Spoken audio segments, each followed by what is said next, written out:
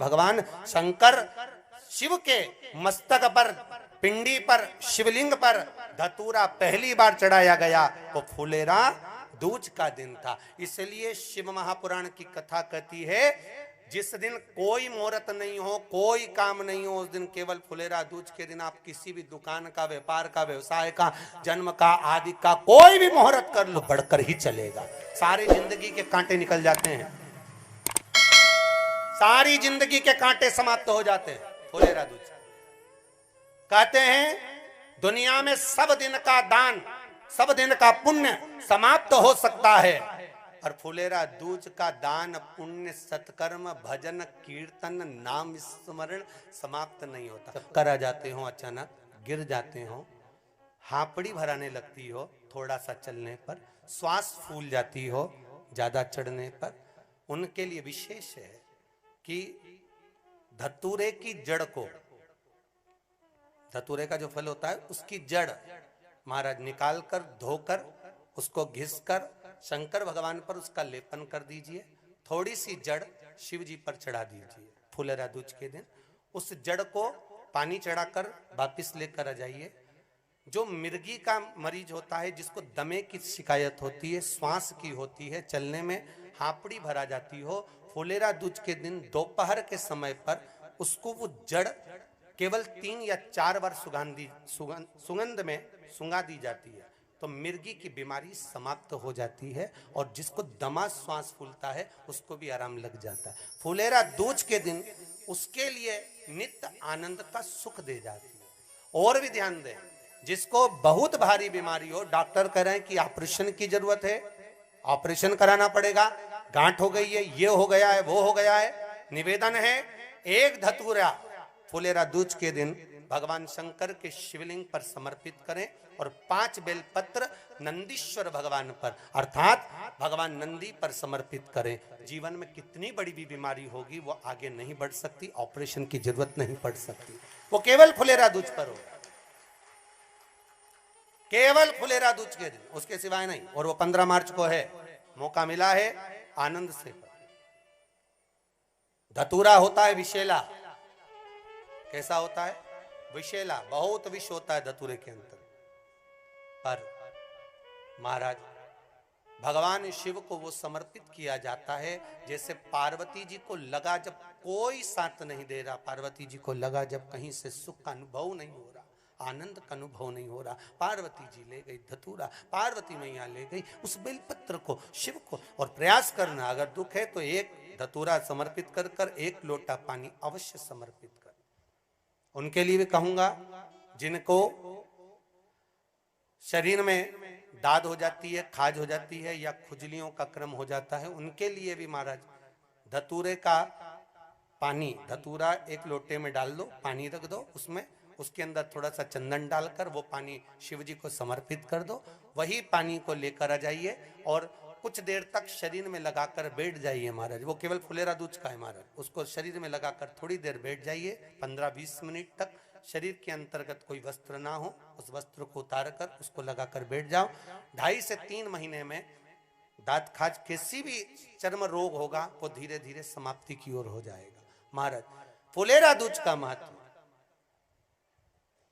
शास्त्र कहता है, भले इसको छुपा कर रखा गया हो शास्त्रों के अनुसार, पर इसकी महत्वता, जो दुकान, जो व्यापार, जो व्यवसाय, और पहले भी आपको कहा, मान लो आप शिवरात्रि के दिन रात को भगवान शंकर को धतूरा चढ़ाते हो व्यापार व्यवसाय के लिए, और वो धतूरा आप शिवरात्रि के दिन सुबह 4 बजे से पहले नहीं बांध सकते, तो उस धतूरे को फुलेरा दूज के दिन लाल वस्त्र में बांधकर अपने व्यापार वाली जगह पर बांध दो। जीवन में कभी व्यापार नीचे नहीं जाएगा, बढ़ता ही चला जाएगा। और उनके लिए भी निवेदन करूंगा जिनके यहाँ कर्जा बहुत है, बहुत कर्जा है, चूक ही नहीं रहा, पैसा ही नहीं रहा, व्यापार चले तो कर्जा चूके, उनके लिए भी निवेदन करूंगा। 1 धतूरा बेलपत्री के पेड़ के नीचे शिवलिंग का निर्माण कर कर फुलेरा दूज के दिन उस धतूरे को अपनी कामना कर कर हल्दी में भिंगोकर उसको भगवान शंकर को समर्पित कर दीजिए अपनी कामना कर कर। उसी हल्दी की 1 बिंदी अपने साथ में रुमाल में लगाकर अपने व्यापार व्यवसाय की जगह पर लेकर जाइए। कर्जा धीरे धीरे धीरे धीरे जब चूकेगा, जब लक्ष्मी आएगी तो लक्ष्मी की वृद्धि भी वो करता महाराज। ये फुलेरा दूज के उपाय। जिस दिन मां जगतजननी जगदम्बा अंबा स्वयं भगवान शंकर को मौन होकर देख कर विलापित होती हैं, नैनों से नीर बहता, शिव को हुआ क्या, शंकर को क्या हुआ है, योगरदानी को हुआ क्या।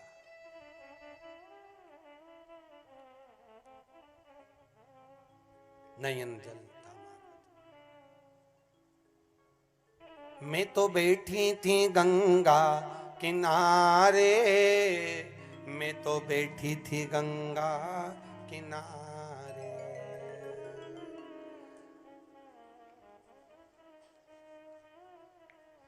ऐसा धक्का दिया ओ भोलेनाथ, दिल तुझको दिया ओ भोले। भगवान शिव ओगड़दानी, त्रिकालदर्शी, कैलाशी, अविनाशी, इस चित्तवृत्ति के मन की बात को धारण करने वाले,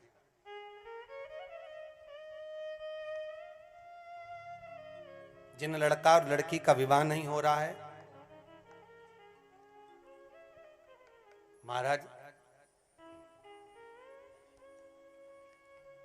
विवाह के लिए बहुत परेशान हो गए, उनके लिए भी 5 बेलपत्र, 1 धतूरा, 5 शमी पत्र अशोक सुंदरी वाले स्थान पर, चाहे मंगल हो, चाहे राहु हो, चाहे केतु हो, सारे ग्रह भले अनुकूल है नहीं है, प्रतिकूल है नहीं है, वो अपने अनुसार उसको लेकर शमी पत्र, बेलपत्र और धतूरा हाथ की हथेली में रखकर, जिसका मंगल विवाह नहीं हो रहा, बहुत कष्टप्रद है, हाथ में रखकर अशोक सुंदरी, अशोक सुंदरी का स्थान सबको मालूम है ना, भगवान शंकर की जलाधारी पर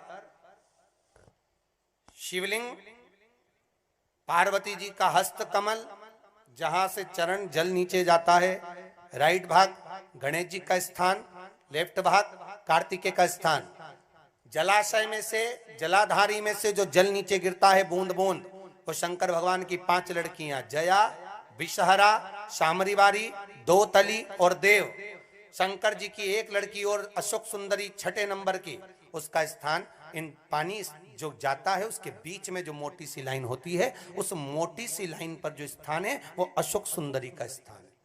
किसका स्थान है? अशोक सुंदरी।